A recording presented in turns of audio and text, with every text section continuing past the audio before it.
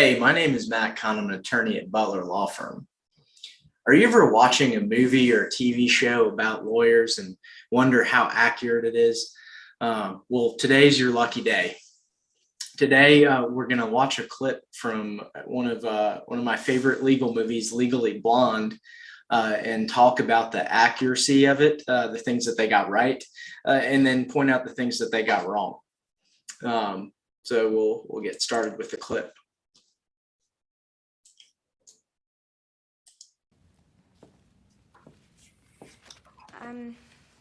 Miss Wyndham, what had you done earlier that day? I got up, got a latte, went to the gym, got a perm, and came home. Well, you got in the shower? I believe the witness has made it clear that she was in the shower.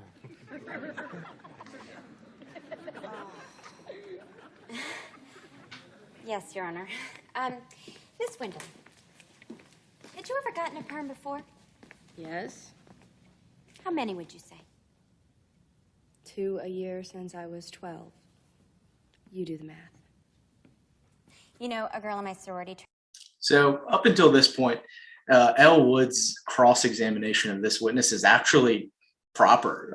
All of the questions that she asked are appropriate during a cross-examination of a witness, which you're allowed to ask leading questions, which she asked a few, and you're allowed to ask open-ended questions, which she asked one. However, right here, when she starts talking directly to the jury and telling a story, that is not proper. And if a lawyer were to do that, the defense lawyer should stand up immediately and object, which they don't in this movie. But after all, it is just a movie. Tracy Marcinko got a perm once. We all tried to talk her out of it. Curls weren't a good look for her. She didn't have your bone structure. But thankfully, that same day, she entered the Beta Delta Pi wet t-shirt contest where she was completely hosed down from head to toe. Objection. Why is this relevant? Oh, I have a point, I promise. Then make it. So after getting into more detail about the wet t-shirt contest, the defense lawyer finally objected, or the prosecution finally objected. But the objection was based on relevance rather than a colloquy to the jury, which is interesting. Yes. Chutney, why is it that Tracy Marcinko's curls were ruined when she got hosed down? Because they got wet?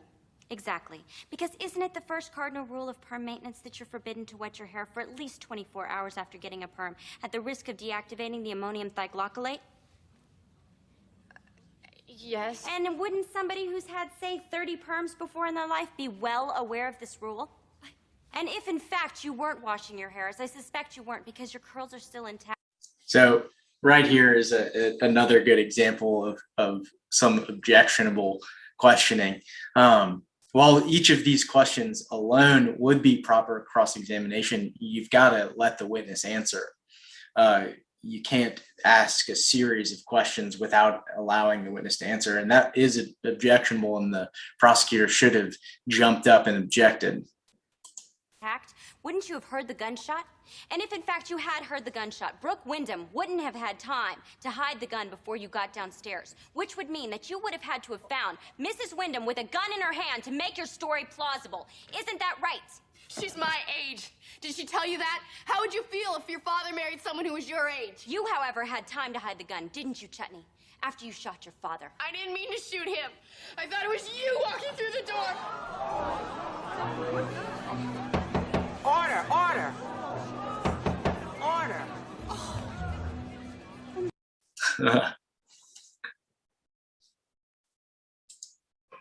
So aside from some pretty fundamental flaws, that was not a bad cross-examination and an outstanding result. But regardless of the accuracy of that scene, it's still a great scene and a great result for Elle Woods and her client, who was acquitted on murder charges. Tune back into our BLF YouTube channel for more analysis of legal movies.